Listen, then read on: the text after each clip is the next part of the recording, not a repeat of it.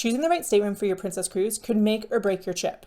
Today, we're going to talk about the different types of staterooms, some pros and cons of each, and some insider tips to help you choose the right room for you. Hi, I'm Michele. I'm a Princess Cruises certified expert and a travel advisor, here to help you plan your perfect vacation, especially if you're a first-time cruiser.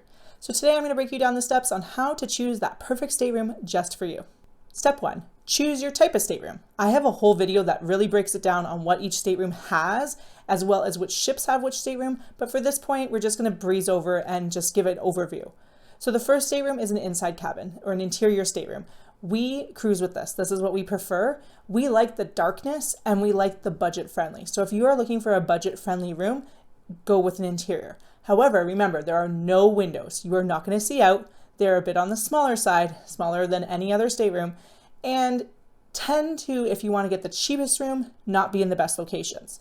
So keep that in mind if you are wanting to be able to see outside, if you get motion sick, if you don't see the ocean, anything like that, or even if you're just like, hey, I want to have a great view, don't book an inside cabin. Or if you're like us and you just want a budget-friendly option, this is definitely the way to go.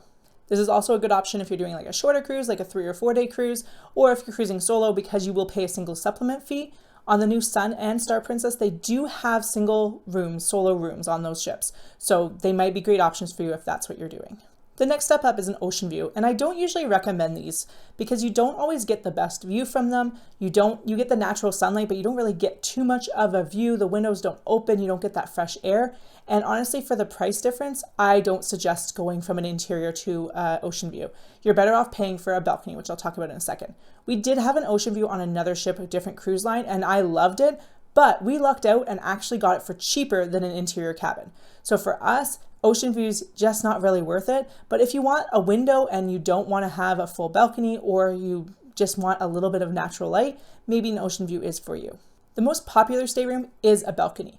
There are some levels of this. So you can have a premium or a deluxe balcony, which is a little bigger. Your balcony's a little bigger. You can also have obstructed views, which mean like maybe the lifeboats are in front of your view. You can also have that for ocean view as well, where there's like something obstructing your view. But for the most part, these, if you get a standard balcony with no obstruction, they're pretty nice, especially if you are cruising to a destination where there is going to be a good view, like Mediterranean or Alaska. You want a balcony. You want to be able to take in those views. Mind you, we book insides, like I said, and we still got good views out on deck, but to have a private viewing space is wonderful. If you're celebrating, especially with your special someone, you can have a balcony meal, you can have a romantic dinner, you can enjoy your coffee out on the balcony. It is just marvelous. For us, we have a lot of different reasons why we don't book these, but for my clients, most clients book a balcony because it's just like the best, like middle of the road experience. You get that beautiful view, you get the little private space outside, so you're not fighting with the crowds out on deck when you're trying to do like Glacier Day and stuff like that. But then you also, like, it's not like superly out of price range for most people. Now, if you want more of a luxury experience, you definitely want a suite or a mini suite. There's lots of different options to choose from, and depending on what ship you're on, like the Sun and the Star Princess have the Cabana mini suites. Man, I totally want to sail in one of those one day. But you have your suites, your mini suites, and these have a lot of more space, and you sometimes have like your own dining area, depending on how big your suite is. You always have like a bigger balcony. Sometimes you have multiple bedrooms. Even like if you look at the family suites, you have 2 bedrooms, 2 bathrooms, stuff like that. The mini suites and suites come with bathtubs instead of showers. There's just a lot more perks to it. Plus, like full suite access, you have your concierge desk, you have your suite lounge, you have priority boarding and all those other perks, priority embarkation. There's a lot of perks that come with having a suite.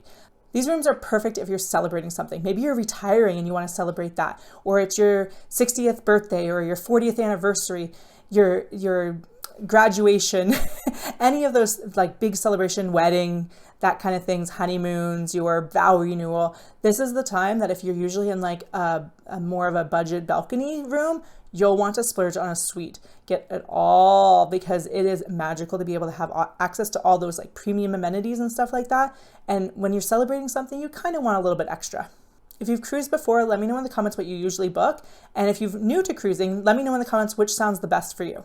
Step number 2 is to pick the location of your stateroom. Now, if you are in an accessible stateroom, they are always midship, and that's so you have easy access to the stateroom from the elevators.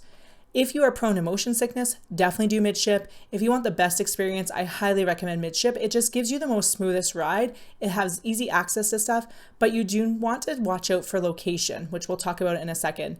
If you want easy access to everything, like being close to the pool and to the buffet, you'll want to go on a higher deck. We actually were on a higher deck on one of our cruises. We were on the Lido deck, and I kind of really liked it to just be able to walk out of our stateroom and not take an elevator to get to the buffet. Mind you, it is higher up, which means you will be more motion. So if you do get motion sick, you kind of want more in the middle of the ship, not as high up as the higher decks. The lower decks are great if you want a little bit quieter. You will have to go a little bit further to be able to get to the activities and stuff, but especially on a smaller ship, you won't really notice. But do keep in mind, again, we'll talk about location, but depending on where you are on the lower decks, it could be kind of tricky to either get around the ship because you might be blocked off by a dining room, or you might be really close to something noisy, but we'll talk about that in a second. Now, in terms of forward, middle, and aft, again, midship will give you the least amount of movement, so that's kind of where you want to be. Like I said, the lower decks, you also have lower movement, but that's where like the piazza is. So you're going to want like a midship in the middle of the decks in order to get that smoother experience. But if you do want great views, the aft of the ship gives great views. Although if you're on a lower deck in the aft, you might have more of that engine noise and vibration. The forward of the ship, I only recommend if you have cruised before. These are the cheapest rooms. Forward of the ship, higher deck. So Aloha deck in the front of the ship, where we always cruise, are the cheapest rooms for a reason. They move a lot. You are going to get that up-down feeling all night long, which we personally love. It helps us sleep so much better. But for first-time cruisers, I don't recommend it. When I first started as a travel agent, I did make the mistake of just booking the cheapest rooms for people, thinking that's what they wanted. But in reality, you want the best experience. You don't necessarily want the cheapest room. Really, you probably don't want the front of the ship at all. Like I've said, the middle of the ship in terms of deck level, as well as in terms of front, middle, aft, you're going to want like the middle. Mind you, those are also the highest category ones. So they are the A level ones. So they are on the more pricier side, but that it will give you the best experience. If you're like, hey, I don't want the most expensive, doing like mid-aft or mid-forward is another great option. But honestly, midship, that higher level category, if you like, especially when Princess does the free upgrade to a higher category, highly recommend taking advantage of that. So that way you can get the best experience, because if you're doing a longer cruise or if you're doing one with a lot of sea days, you want to have that best experience. You don't want to be exhausted because of the fact that you chose a room that was garbage and you were up all night because of the motion. If you're finding this video helpful, please consider subscribing to help support the channel. We also have like super thanks and memberships and all those things if you are in the position to financially support us.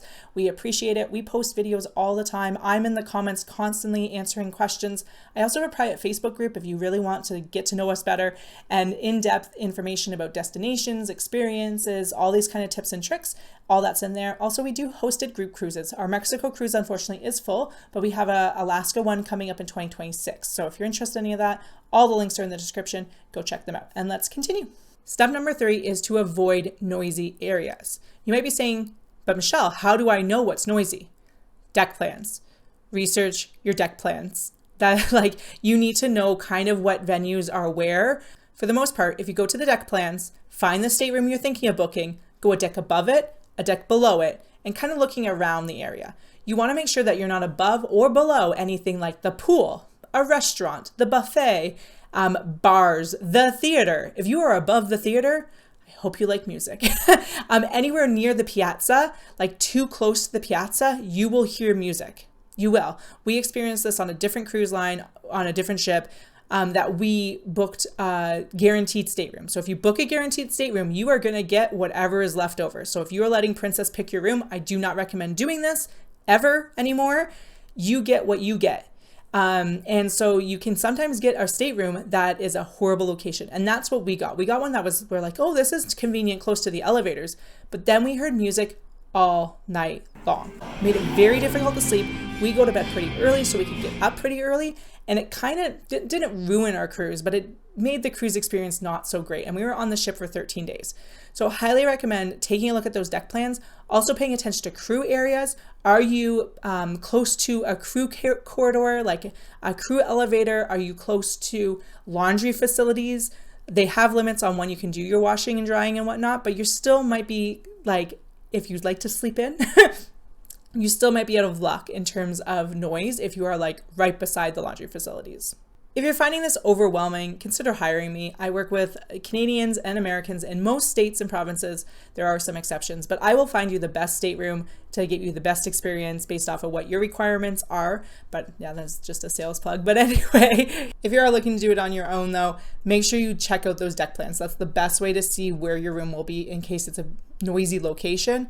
Also, make sure you're booking early enough. The best staterooms will sell out fast. So sometimes you might be left over with just those like under the theater kind of staterooms, which is why I don't recommend doing the guaranteed staterooms, because the guaranteed staterooms are leftover staterooms, which are always gonna be the worst location. So don't wait to the last minute, especially if you're cruising with 3 or 4 people. So if you're cruising with a family, maybe you have a child or your grandchild, you don't wanna wait to book those because those sell out. You might not get those rooms. Right now, I am hosting a Mexico group cruise that's happening in 2 months and they are completely sold out. They've been sold out of rooms for 3 people for months. You will not book last minute. You can't book last minute when you're looking at rooms like that. There are always last minute specials and whatnot, but for most part, getting the best deal and the best location and the best stateroom, you need to book early. We book 2 years in advance. I recommend at least a year in advance. If you're watching this video and you're like, hey, I booked an interior and now I really want a balcony, check out the Princess Upgrade program.